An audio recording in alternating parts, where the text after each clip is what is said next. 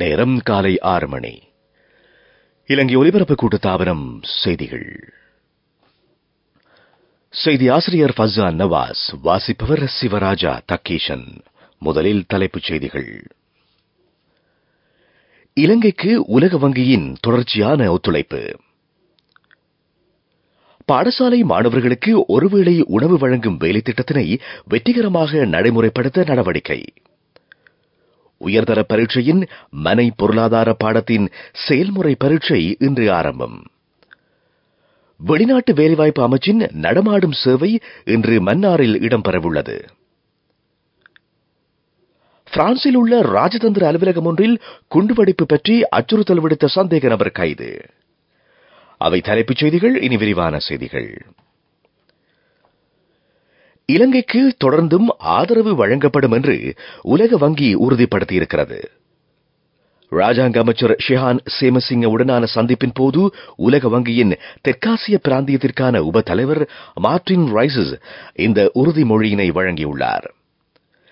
இலங்கையின் பொருளாதார மறுசீரமைப்பிற்காக முன்னெடுக்கப்படும் சகல வேலை திட்டங்களுக்கும் உதவுவதற்கு தாம் எதிர்பார்த்திருப்பதாகவும் அவர் கூறினார்.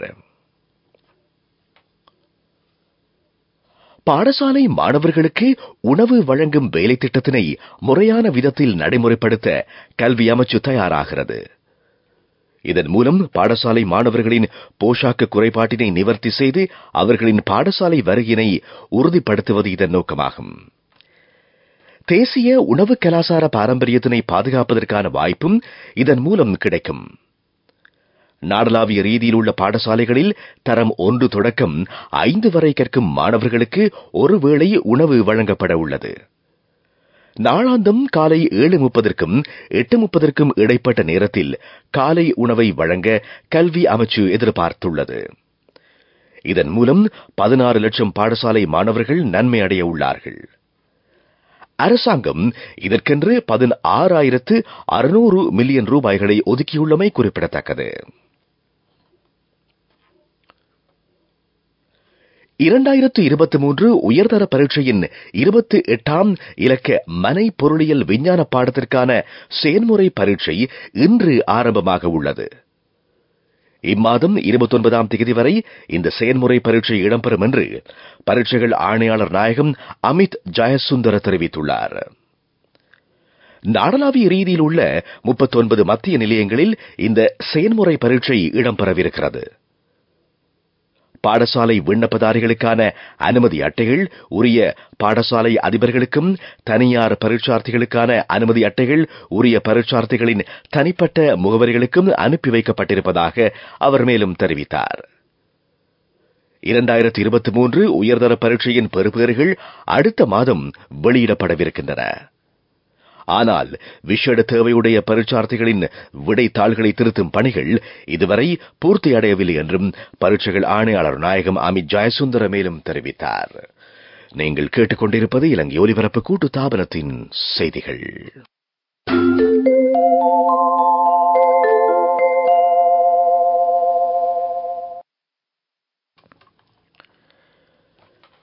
சர்வோதய அமைப்பின் ஸ்தாபகர் காலம் சென்ற கலாநிதி ஏ.டி. ஆரியரத்னவின் பூத உடலுக்கு ஜனாதிபதி ரணில் விக்ரமசிங்க இறுதி அஞ்சலி செலுத்தினார். அன்னாரின் பூத உடல் வைக்கப்பட்டுள்ள மொரட்டுவ சர்வோதய தலைமையகத்திற்கு ஜனாதிபதி நேற்று விஜயம் செய்தார். சர்வோதய தலைமையகத்தில் இன்று பகல் 12 மணி வரை பொதுமக்களுக்கு அன்னாரின் பூத உடலுக்கு அஞ்சலி செலுத்த முடியும். பின்னர் பூத உடல் கொழும்பு சுதந்திர சதுக்க வளாகத்திற்கு எடுத்து வரப்பட உள்ளது. இறுதிக் கிரியைகள் இன்று மாலை 4 மணிக்கு அரச மரியாதையோடு மேற்கொள்ளப்படவிருக்கிறது.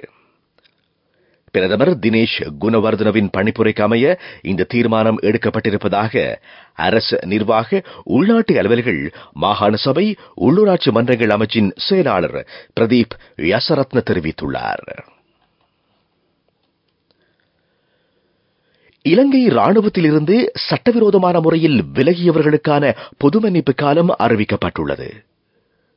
விடுமுறையில் சென்று சேவைக்கு திரும்பாத ராணுவ வீரர்களுக்கு மே மாதம் 20ஆம் தேதி வரை பொது மன்னிப்பு காலம் வழங்கப்பட்டுள்ளது. இந்த காலப்பகுதியில் தமக்கு சொந்தமான படை தலைமையகத்திற்கு சென்று உத்தியோகபூர்வமான முறையில் சேவையிலிருந்து விலகிக் கொள்ள முடியும் என்று இலங்கை ராணுவம் அறிவித்துள்ளது. உயிர்த்த ஞாயிறு தாக்குதல் இடம்பெற்று நாளையோடு 5 ஆண்டுகள் பூர்த்தியாகின்றன. நாடளாவிய ரீதியில் உள்ள கிறிஸ்தவ தேவாலயங்களுக்கு விசேட பாதுகாப்பினை வழங்க பாதுகாப்பு பிரிவினர் தீர்மானித்துள்ளார்கள். உயிர்த்த ஞாயிறு தாக்குதலினால் உள்நாடு மற்றும் வெளிநாடுகளைச் சேர்ந்த பலர் கொல்லப்பட்டமை குறிப்பிடத்தக்கது. தொழில் மற்றும் வெளிநாட்டு வேலைவாய்ப்பு அமைச்சு ஏற்பாடு செய்திருக்கும் மன்னார் மாவட்டத்திற்கான நடமாடும் சேவை இன்றும் நாளையும் இடம்பெறவுள்ளது. மன்னார் பொது விளையாட்டு மைதானத்தில் நடமாடும் சேவை ஏற்பாடு செய்யப்பட்டிருக்கிறது. காலை 9:30 தொடக்கம் மாலை 4 மணி வரை சேவைகள் இடம்பெறவுள்ளன. தொழில் மற்றும் வெளிநாட்டு வேலைவாய்ப்பு அமைச்சின் கீழான சேவைகளை பொதுமக்கள் இங்கு பெற்றுக்கொள்ள முடியும். ஊழியர் சேமலாப நிதியம், ஊழியர் நம்பிக்கை நிதியம், ஊழியர் பணிக்கொடை தொடர்பான சேவைகள் இங்கு வழங்கப்படும். இதற்கு மேலதிகமாக ஸ்மார்ட் யூத் திட்டத்தின் கீழ் வேலையற்ற இளைஞர் யுவதிகளுக்கான தொழில் வழிகாட்டல்களும் இங்கு வழங்கப்படும். இதற்காக வெளிநாட்டு வேலைவாய்ப்பு தொடர்பான 36 நிறுவனங்கள் நடமாடும் சேவையில் இணைந்துள்ளன. இதேவேளை பிரதேச செயலாளர் பிரிவுகளில் தெரிவு செய்யப்பட்ட பாடசாலைகளுக்கு ஸ்மார்ட் போர்டு உள்ளிட்ட உபகரணங்களும் 1000 வறிய மாணவர்களின் கல்வி ஊக்குவிப்பிற்கான கற்றல் உபகரணங்களும் வழங்கப்படும்.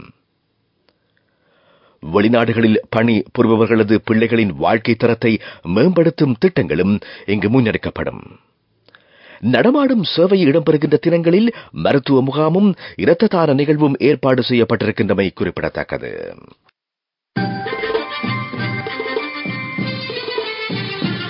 பிரதான செய்தி வழங்குவோர் ஒவ்வொரு வீட்டிலும் இருக்க வேண்டிய வீட்டு வைத்தியர் சித்தாலேப.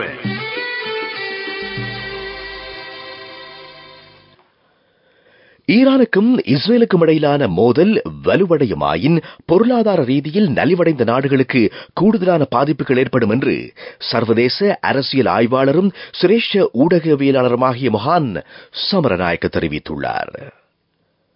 எரிபொருள் விலை, கப்பல் போக்குவரத்து, சுற்றுலா, அந்நிய செலாவணி உட்பட பல்வேறு துறைகளுக்கு இதன் மூலம் பாதிப்புகள் ஏற்படலாம் என்றும் அவர் மேலும் தெரிவித்தார்.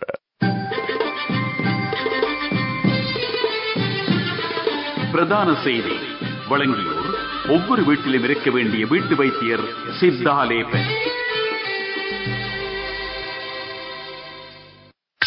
உங்கள் கவனத்திற்கு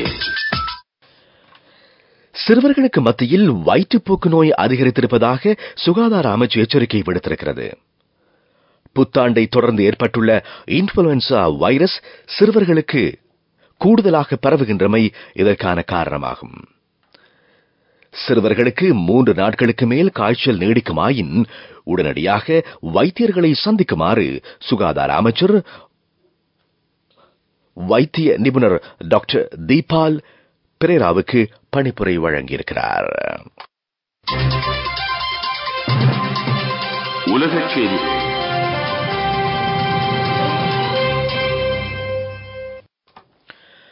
பிரான்ஸ் தலைநகர் பாரிஸில் அமைந்துள்ள ஈரான் கான்சுலேட் அலுவலகத்தில் குண்டுவெடிப்பு தொடர்பான அச்சுறுத்தலை விடுத்த சந்தேக நபர் கைது செய்யப்பட்டிருக்கிறார். தம்மை தாமே கான்சுலேட் வளாகத்தில் மாய்த்துக் கொள்ள இருப்பதாக இவர் எச்சரிக்கை விடுத்ததை தொடர்ந்து போலீசார் அவரை கைது செய்திருக்கிறார்கள். ஆனால் அவரிடமிருந்து எந்த ஒரு வெடிபொருட்களும் மீட்கப்படவில்லை என்று போலீசார் அறிவித்திருக்கிறார்கள். அபிவிருத்தி செய்திகள்.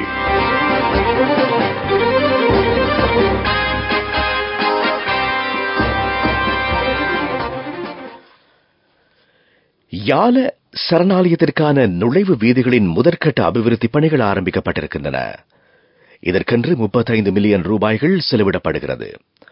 முதற்கட்ட அபிவிருத்தி பணியின் பின்னர் 2ஆம் கட்ட வீதி அபிவிருத்திக்கு தேவையான நிதி ஒதுக்கப்படும் என்று யால வனஜீவராசிகள் பணிப்பாளர் அலுவலகம் அறிவித்திருக்கிறது. விளையாட்டுச் செய்திகள். இந்தியன் பிரீமியர் லீக் சுற்றுத் தொடரில் Chennai super kings Lucknow super giants அணிகளுக்கு இடையில் நேற்று இடம்பெற்ற போட்டியில் லக்னோ சூப்பர் ஜாயண்ட்ஸ் அணி 8 விக்கெட்டுகளினால் வெற்றி பெற்றிருக்கிறது. முதலில் துடுப்படுத்த ஆடிய சென்னை சூப்பர் கிங்ஸ் அணி 20 ஓவர்கள் நிறைவில் 6 விக்கெட்டுகளை இழந்து 176 ஓட்டங்களை எடுத்திருந்தது. பதிலுக்கு துடுப்படுத்த ஆடிய லக்னோ சூப்பர் ஜாயண்ட்ஸ் 19வது ஓவரில் 2 விக்கெட்டுகளை மாத்திரம் இழந்து வெற்றி இலக்கினை தாண்டியமை குறிப்பிடத்தக்கதாகும். துடிப்பான யூத்திற்கு லைஃபில் சேஞ்சுக்கு சரியாக செட் ஆகும். கண்கள் மூடி கண்ட கனவுகள் நிறைவேற யூத்திற்கு செட் ஆகும் ஃப்ரெண்ட்ஷிப் இதுதானே. NSBI இத்துரு வித்துரு அக்கவுண்ட் ட்ரீம் நிறைவேற சரியான பிளான். வர்த்தக செய்தி அனுசரணை. தேசிய சேமிப்பு வங்கி உங்கள் பணத்திற்கு பாதுகாப்பான இடம்.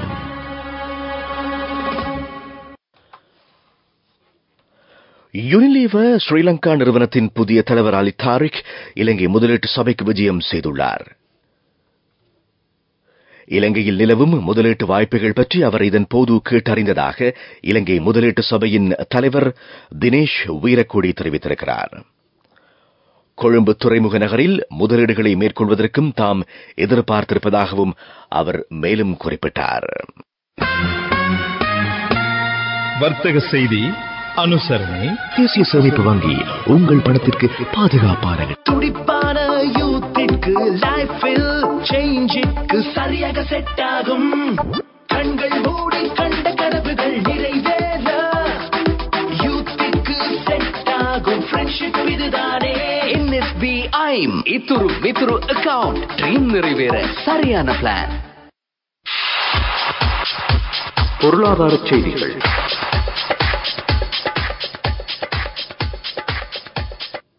மாணவர்களின் தகவல் தொழில்நுட்ப அறிவினை வலுப்படுத்தும் நோக்கில் DP கல்வி நிறுவனம் ஆரம்பித்துள்ள தகவல் தொழில்நுட்ப வளாகம் அக்குரண நகரில் ஸ்தாபிக்கப்பட்டிருக்கிறது.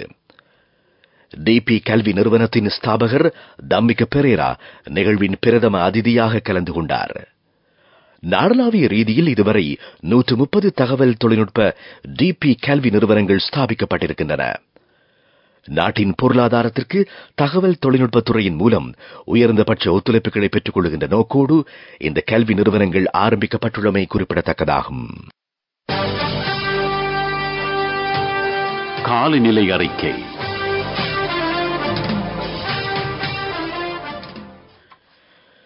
மேல் வடமேல் சபரகமுவ வட மாகாணங்களிலும் காலி மாத்தறை மாவட்டங்களிலும் மழை அல்லது இடியுடன் கூடிய மழை பெய்யும் சாத்தியம் காணப்படுவதாக வளிமண்டலவியல் திணைக்களம் அறிவித்திருக்கிறது. மத்திய வடமத்திய ஊவா மாகாணங்களில் இன்று இரவு நேரத்தில் மழை பெய்யலாம். மேல் சப்ரகமுவ வடமேல் மாகாணங்களில் 50 மில்லிமீட்டர்களுக்கும் அதிகமான மழை பெய்யலாம் என்று வளிமண்டலவியல் திணைக்களம் வெளியிட்டுள்ள அறிக்கையில் குறிப்பிடப்பட்டிருக்கிறது. இதேவேளை நாட்டின் பல்வேறு பகுதிகளிலும் இன்று மனித உடலுக்கு உணர்கின்ற வகையில் வெப்பநிலை அதிகரிக்கலாம் என்று வளிமண்டலவியல் திணைக்களம் அறிவித்திருக்கிறது. வடக்கு வடமத்திய மேல் சப்ரகமுவ கிழக்கு தென் வட மேல் மாகாணங்களிலும் மொனராகலை மாவட்டத்தின் சில இடங்களிலும் வெப்பம் 38 பாகை செல்சியஸினை தாண்டலாம் என்றும் வளிமண்டலவியல் திணைக்களம் எதிர்வு கூறியிருக்கிறது. அது காலநிலை அறிக்கை. இனி மீண்டும் தலைப்புச் செய்திகள். இலங்கைக்கு உலக வங்கியின் தொடர்ச்சியான ஒத்துழைப்பு. பாடசாலை மாணவர்களுக்கு ஒரு வேளை உணவு வழங்குகின்ற வேலை திட்டத்தினை வெற்றிகரமாக நடைமுறைப்படுத்த நடவடிக்கை. உயர்தர பரீட்சையின் மனை பொருளாதார பாடத்தின் செயல்முறை பரீட்சை இன்று ஆரம்பம். வெளிநாட்டு வேலைவாய்ப்பு அமைச்சின் நடமாடும் சேவை இன்று மன்னாரில் இடம்பெறவுள்ளது. பிரான்சில் உள்ள ராஜதந்திர அலுவலகம் ஒன்றில் குண்டுவெடிப்பு பற்றி அச்சுறுத்தல் விடுத்த சந்தேக நபர் கைது. இத்துடன் எமது காலை பிரதான செய்தி அறிக்கை நிறைவுக்கு வருகிறது. எமது அடுத்த பிரதான செய்தி அறிக்கை பிற்பகல் 12:45 ஒலிபரப்பாகும்.